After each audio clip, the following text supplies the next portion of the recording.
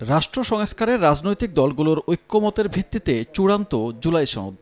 2 দফায় দলগুলোকে খসড়া পাঠিয়ে মতামত নিলেও আবারও পাঠানো হবে চূড়ান্ত রূপে। কিন্তু এর বাস্তবায়ন হবে কোন পদ্ধতিতে, এ নিয়ে দলগুলোর সঙ্গে বৈঠকে বসে জাতীয় ঐক্যমত্য কমিশন। উঠে আসে অধ্যাদেশ জারি, নির্বাহী আদেশ, গণভোট এবং নির্বাচিত সংসদের মাধ্যমে সংস্কার সহ বেশ কিছু মতামত।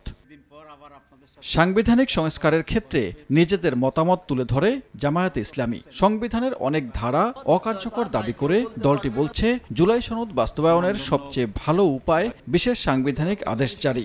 আমরা বলেছি এটাই উত্তম হবে গণভোট করার যে টাইম এবং অ্যারেঞ্জমেন্টের ইস্যু আছে অ্যাভয়েড করার জন্য। যদি এটা না হয় তাহলে জনগণের মতামতের ভিত্তিতে হবে এবং সেজন্য আমরা গণভোটকে সাপোর্ট করি। তবে বিএনপি মনে করে এই পদ্ধতি অনুসরণ করে সাংবিধানিক পরিবর্তনের সুযোগ নেই। সংবিধান সংস্কারের দায়িত্ব ছেড়ে দিতে হবে নির্বাচিত সংসদের হাতে। আশু বাস্তবায়নযোগ্য যে কোনো সুপারিশ যেগুলো জুলাই সনদে অন্তর্ভুক্ত হয়েছে সেগুলো বাস্তবায়নাধীন আছে এবং সম্পূর্ণ বাস্তবায়ন করতে পারে বর্তমান অন্তর্বর্তীকালে সরকার। জুলাই সনদের সমস্ত সুপারিশ বাস্তবায়নের জন্য অঙ্গীকারাবদ্ধ হয়ে রাজনৈতিক দলগুলো নির্বাচনী ম্যানিফেস্টোতে অন্তর্ভুক্ত করে জাতির কাছে প্রতিশ্রুতিবদ্ধ থাকবে যে যারাই ম্যান্ডেট পাবে পার্লামেন্টে যাবে তারা এগুলো বাস্তবায়নের জন্য অঙ্গীকারাবদ্ধ থাকবে। সংবিধান সংস্কারে গণপরিষদ নির্বাচনের দাবিতে অনড় এনসিপি। তারা বলছে, রাজনৈতিক দলগুলো একমত হলে ডিসেম্বরে গণপরিষদ নির্বাচন সম্ভব। জুলাই সনদের সংবিধানের সাথে সম্পর্কিত বিষয়গুলোকে টেকসইভাবে বাস্তবায়নের জন্য গণপরিষদ নির্বাচনের মধ্য দিয়ে নতুন সংবিধান প্রণয়নের দাবি শুধু জাতীয় নাগরিক পার্টি এনসিপির দলীয় দাবি নয়, এটা জাতিকে মুক্তির দাবি।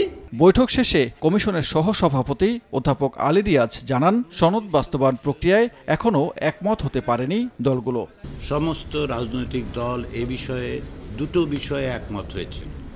একটি হচ্ছে সুপারিশের যেসব বিষয় সংবিধান সংশ্লিষ্ট নয় সেসব বাস্তবায়নের জন্য অন্তর্বর্তী সরকার অধ্যাদেশ জারি করতে পারে।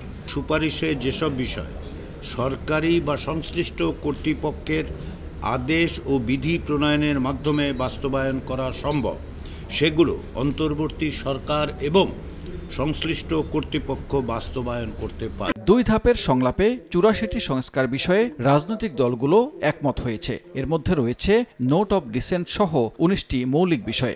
সনদ স্বাক্ষরের জন্য প্রতিটি রাজনৈতিক দলের কাছে 2 জনের নাম চেয়েছে কমিশন। সানবীর রূপল, সময় সংবাদ, ঢাকা।